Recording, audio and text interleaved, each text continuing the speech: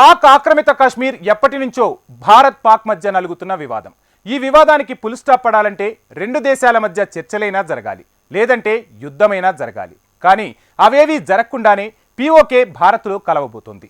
లోక్సభ సాక్షిగా అందుకు సంబంధించిన సంచలన ప్రకటన కూడా వచ్చేసింది. అదే సమయంలో నెహ్రూపై అమిత్ షా చేసిన ఓ కమెంట్ కాంగ్రెస్ నేతలు వాకౌట్ చేసే వరకు వెళ్ళింది. ఇంతకు పీఓకే విషయంలో లోక్సభ సాక్షిగా అమిత్ షా చేసిన ఆ సంచలన ప్రకటన ఏంటి?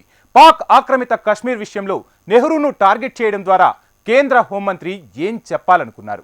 వీటన్నింటికీ మించి పాక్ ఆక్రమిత కశ్మీర్ భారత్లో ఎలా విలీనం కాబోతోంది? పీఓకే ఇండియాలో విలీనమయ్యే టైం వచ్చిందా? లోక్సభ సాక్షిగా అమిత్ షా ఇచ్చిన క్లారిటీ ఏంటి? పూరా కశ్మీర్ జీతే బగైర్ सीज फायर कर लिया। నెహ్రూను మళ్లీ ఎందుకు టార్గెట్ చేస్తున్నారు? कि दो बड़ी गलतियां जो पंडित जवाहरलाल नेहरू के प्रधानमंत्री काल में हुई। జమ్మూ కాశ్మీర్ పునర్వ్యవస్థీకరణ బిల్లు విషయంలో లోక్సభ వింటర్లోనూ హీట్ ఎక్కుతోంది. జమ్మూ కాశ్మీర్లో ఎన్నికలకు సిద్ధమవుతున్న మోడీ సర్కార్ జమ్మూ కాశ్మీర్ పునర్వ్యవస్థీకరణ రిజర్వేషన్ బిల్లుల్ని లోక్సభలో ప్రవేశపెట్టింది. బిల్లు ప్రకారం కశ్మీర్లో 47, జమ్మూలో 43 అసెంబ్లీ సీట్లు ఉన్నాయి.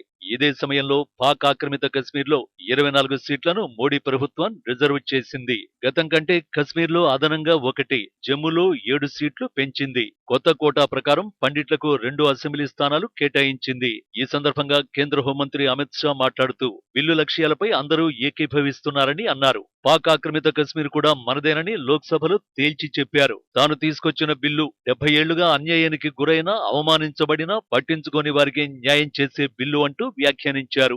ఈ బిల్లు గత 70 ఏళ్లలో అన్యాయానికి గురైన వారిని ముందుకు తీసుకువెళ్లే బిల్లు అంటూ అభిప్రాయపడ్డారు. ఈ క్రమంలో మరో కామెంట్ కూడా చేశారు. ఆ కామెంటే లోక్సభలో రచ్చకు రీజన్ అయింది. कि दो बड़ी गलतियां जो पंडित जवाहरलाल नेहरू के प्रधानमंत्री काल में हुई, उनके लिए गए निर्णयों से हुई। इसके कारण सालों तक कश्मीर ने सहन करना पड़ा। एक, पूरा कश्मीर जीते बगैर सीज फायर कर लिया, और दूसरा, यूएन के अंदर हमारे मसले को ले जाने की बहुत बड़ी गलती की। 1947లో మన సైన్యం గెలుస్తున్న సమయంలో కాల్పుల విరమణ విధించడం మొదటి తప్పు అనేది అమిత్ షా మాట. ఆ ఒకటి కనుక జరగకపోయి ఉంటే పీఓకే అప్పుడే భారత్లో భాగమై ఉండేదన్నారు. దీంతో లోక్సభ ఒకసారిగా షేక్ అయిపోయింది. ప్రతిపక్ష కాంగ్రెస్ ఎంపీలు రచ్చ చేయడం మొదలుపెట్టారు. అయినా షా వెనక్కి తగ్గలేదు. జమ్మూ కాశ్మీర్ విషయంలో నెహ్రూ చేసిన మరో తప్పు కూడా ఉందంటూ కశ్మీర్ అంశాన్ని ఐక్యరాజ్య సమితి దగ్గరకు తీసుకువెళ్లడాన్ని ఆయన చేసిన రెండో తప్పుగా అభివర్ణించారు. అదే సమయంలో షేక్ అబ్దుల్లాకు నెహ్రూ రాసిన లేఖ నుంచి ఒక సారాంశాన్ని కూడా షా చదివారు. అందులో నెహ్రూ ఐక్యరాజ్య సమితికి వెళ్లి కాల్పుల విరమణను తప్పుగా పేర్కొన్నట్టు చెప్పారు. దీంతో సభలో తీవ్ర గందరగోళం ఏర్పడింది. ఆ వెంటనే అమిత్ షా వ్యాఖ్యలకు నిరసనగా కాంగ్రెస్ ఎంపీలు సభ నుంచి వాకౌట్ చేశారు. అనంతరం షా మోడీ సర్కార్ లక్ష్యంగా విమర్శలు ఎక్కుపెట్టారు.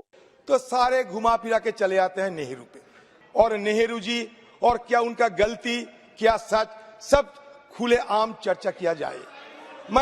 मैं चुनौती देता हूं।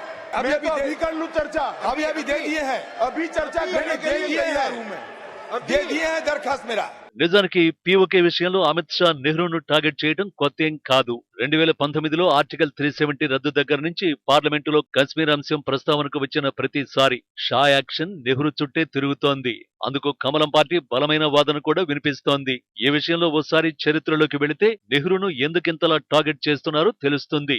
వాస్తవానికి కశ్మీర్ అనేది ఒకప్పుడు స్వతంత్ర సంస్థానం. 1947లో బ్రిటిష్ పాలన ముగిశాక సంస్థానాలపై సర్వాధికారాలు వాటి ప్రభువుల చేతికి వచ్చాయి. భారత్ పాకిస్తాన్ విభజన జరిగాక పూర్వపు సంస్థానాల్లో ఏది ఎటు చేరాలన్న ప్రశ్న వచ్చింది. తమ సంస్థానం భారత్ పాక్ రెండింటిలో ఏ దేశంలో కలిసేది నిర్ణయించే అధికారం ఇండియన్ ఇండిపెండెన్స్ యాక్ట్ సంస్థానాధీశులకు ఇచ్చింది. ఆ ప్రకారం జమ్మూ కాశ్మీర్ మహారాజు హరి సింగ్ నిర్ణయం చేసే లోపే పాకిస్తాన్ ఆ రాజ్యాన్ని బలవంతంగా తనలో కలిపేసుకునే దుర్బుద్ధితో రైడర్ల పేరిట తన సైన్యాన్ని దుర్మార్గంగా దండెత్తించింది. జనావాసాలను కబళిస్తూ మిడతల దండులా పాక్ సైన్యం శ్రీనగర్ దరిదాపులకు వచ్చేసింది. ఆ దశలో కశ్మీర్ మహారాజు మహారాజు హరిసింగ్ తన రాజ్యాన్ని మన దేశంలో చట్టబద్ధంగా యథావిధిగా విలీనం చేశారు. జమ్మూ కాశ్మీర్ ఎప్పుడైతే భారత్లో విలీనమైందో దాని ప్రాదేశిక సమగ్రతను రక్షించడం భారత ప్రభుత్వ బాధ్యత అయింది.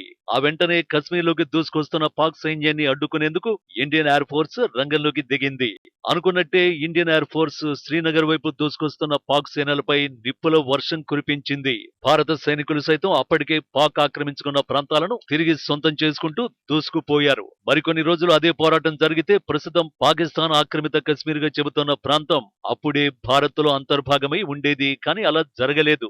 ఆర్మీ జనరల్స్ వద్దన్నా వినకుండా సైనిక చర్యల్ని అర్ధాంతరంగా ఆపించేశారు నెహ్రూ. దీంతో క్షాత్రంతో సాధించాల్సిన కార్యాన్ని నిష్కారణంగా నీరుగార్చి లిటిగేషన్ దారి పట్టించి పాక్ పై ఫిర్యాదు చేస్తూ ఐక్యరాజ్య సమితి గడప తొక్కారు. మహారాజు సంతకంతో ఖరారైపోయిన విలీనాన్ని స్వయంగా తానే తిరగదోడారు. ప్రజాభిప్రాయ సేకరణ జరగాలంటూ దేశంలో మరే సంస్థానానికి పెట్టని షరతును జమ్మూ కాశ్మీర్ విషయంలో ఎవరూ అడగకుండానే పనిగట్టుకుని చొప్పించారు. ఆక్రమించిన ప్రాంతాల నుంచి పాకిస్తాన్ వైదొలిగాక ప్లెబిసైట్ జరిపించడానికి ఐక్యరాజ్య సమితి సై అంది. అయితే ఆ ప్రకారం వైదొలగడానికి పాకిస్తాన్ నిరాకరించింది. దాంతో ఐక్యరాజ్య సమితి తీర్మానం, దానిలోని ప్లెబిసైట్ ప్రతిపాదన అటకెక్కే. ఇలా మన కశ్మీర్ పాక్ లో అంతర్భాగమై పడరాని పాట్లు పడుతోంది. మరోవైపు 1994 ఫిబ్రవరి 22న పివి ప్రధానిగా ఉన్న సమయంలో పీఓకే మనదే, మనకే చెందాలని పార్లమెంటు తీర్మానం చేసింది. కానీ ఆ తర్వాత ఆ విషయాన్ని పెద్దగా పట్టించుకోలేదు. అయితే 2014లో మోడీ సర్కారు వచ్చిన తర్వాత పీఓకే విషయంలో కాస్త దూకుడు పెరిగింది. 2019లో అయితే ఆర్టికల్ 370 రద్దుతో పెద్ద సంచలనానికే తెరలేపింది. ఆర్టికల్ 370 రద్దు తర్వాత ఉగ్రవాదాన్ని అణిచివేసే ప్రయత్నాలు ముమ్మరం చేసిన మోడీ సర్కార్ G20 లాంటి ప్రతిష్టాత్మక సదస్సును శ్రీనగర్ లో నిర్వహించి కశ్మీర్ విషయంలో తన లక్ష్యం పాకిస్తాన్ కు తెలిసొచ్చేలా చేసింది. ఇప్పుడు ఏకంగా పీఓకేలోనే ఎన్నికలు నిర్వహించేందుకు సిద్ధమై ఇస్లామాబాద్ కు దిమ్మ తిరిగే కౌంటర్ ఇచ్చింది. అయితే ఈ మొత్తం వ్యవహారంలో పాక్ రియాక్షన్ ఎలా ఉంటుందన్న ప్రశ్నే ఉత్కంఠ రేపుతోంది. నిజానికి పాకిస్తాన్ ప్రస్తుతం తీవ్ర ఇబ్బందుల్లో కొట్టుమిట్టాడుతోంది. బలూచిస్తాన్, ఖైబర్ పఖ్తుంఖ్వా ప్రాంతాలు పాక్ నుంచి బయటపడటానికి ఉద్యమాలు చేస్తున్నాయి. దీనికి తోడు పీఓకే ప్రజలు కూడా తమను భారత్లో విలీనం చేయాలని డిమాండ్ చేస్తున్నారు. సింపుల్ గా చెప్పాలంటే పీఓకేను తిరిగి స్వాధీనం చేసుకునేందుకు మోడీ సర్కార్కు ఇదే సరైన సమయం. మరి ఈ విషయంలో ఏం జరుగుతుందో చూడాలి.